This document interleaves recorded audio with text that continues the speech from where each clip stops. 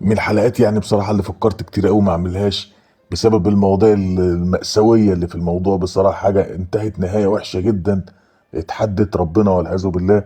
اه، اتوصت ان هما يدفنوها وهي لابسة بدلة رقص. وصباح كانت ربطتها في شوال قبل كده، الفنانة صباح حياتها مليانة حاجات كتيرة قوي. فكرت كتير قوي ما اعملش الحلقة دي، لكن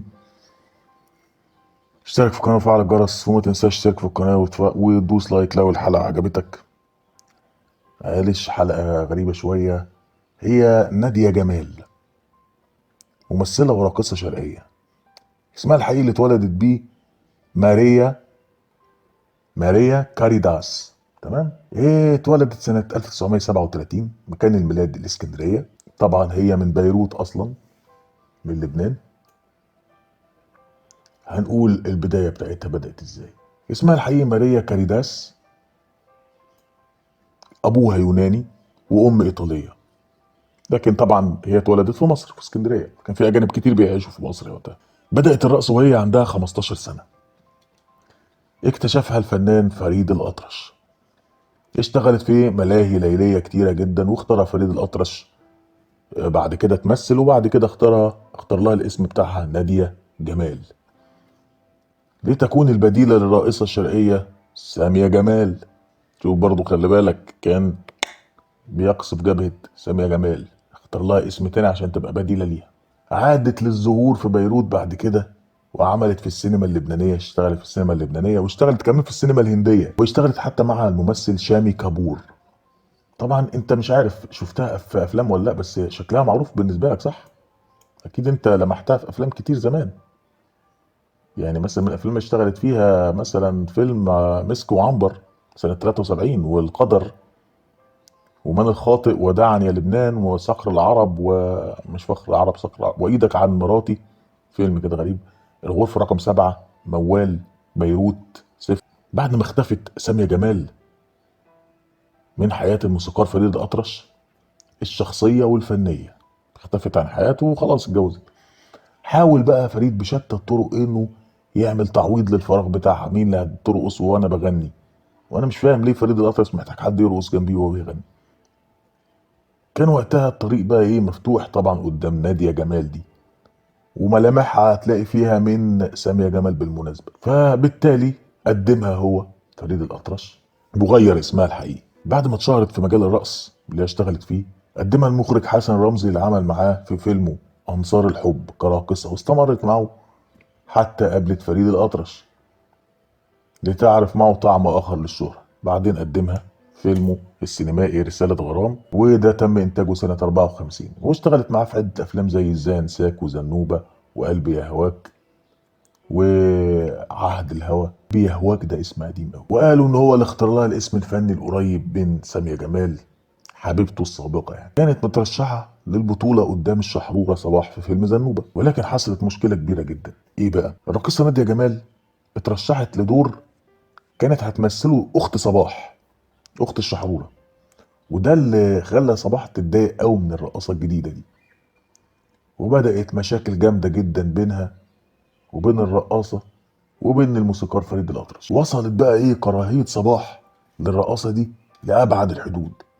في حفلة من الحفلات، كانت صباح حاضرة في أحد الحفلات اللي كانت بترقص فيها نادية جمال، وطلع قدمها بنفسه فريد الأطرش عشان ترقص، قدمها للجمهور يعني. وقتها صباح أهانتها بشكل كبير جدا، هزقتها يعني جامد، لدرجة إن هي انهارت في البكاء. ده زعل فريد الأطرش جدا. ازاي تهين الست اللي انا مكتشفها؟ لدرجه ان هو زعق لصباح، وده خلى صباح ما تعديش الموضوع كده وخلاص. فقامت بقى بالاتفاق مع ناس عشان يخطفوها ويحطوها في شوال، زي طريقه بقى اجيبهولك في شوال ده. وفي بالفعل بعتت لها ناس نفذوا الاتفاق وحطوها في شوال، وذهبوا بيها للصحراء، وقعدت تصرخ وبتاع وهي داخل الشوال. وبعد ساعه سابوها، وقالوا لها ان هم مش عايزين يموتوها، ده بس تهديد عشان تسيب فريد الأطرش وتبعد عنه خالص. وقعدت تمشي في الصحراء لمدة يوم كامل حتى استطاعت أن تصل لفريد الأطرش وحكت له الحكاية دي. وتاني يوم بقى إيه، هاجم صباح وتعارك معاه، لكن صباح طبعا أنكرت وقالت الكلام ده ما حصلش. واحنا نصدق صلاح؟ طبعا ما حصلش. عندنا اهو في الجورنال بص مكتوب إيه؟ فريد الأطرش يصرف 500 جنيه ثمن هدايا نادية جمال. صباح تصرفة تهاجم الراقصة بعبارات وقحة. طبعا الست دي نادية جمال دي عرفت ان عندها مرض خطير جدا انتشر في جسمها كله وملوش علاج، وللاسف الشديد جدا في منتهى التحدي السافر يعني قالت ان هي نفسها تقابل ربنا والعياذ بالله طبعا وهي لابسه بدله رقص عشان تثبت للناس ان الرقص مش حرام. طبعا هي احنا شايفين الدماغ هايله والاب ايطالي وام يونانيه وام ايطاليه واب يوناني ويعني اجنبيه يعني، فدماغها مش زينا خالص يا جماعه يعني. ناس بره برضو الدنيا مختلفه معاهم شويه، فهي قالت بالمنظر ده. طبعا ده ما ينفيش ان الكلام اللي او ما يمنعش ان انا اقول ان الكلام ده خطر جدا ووحش جدا بصراحه. يعني ايه تقابل ربنا والعياذ بالله ببدله الرقص؟ فقال عشان تثبت للناس قال ان الرقص مش حرام. وما ايه الاثبات في كده حضرتك؟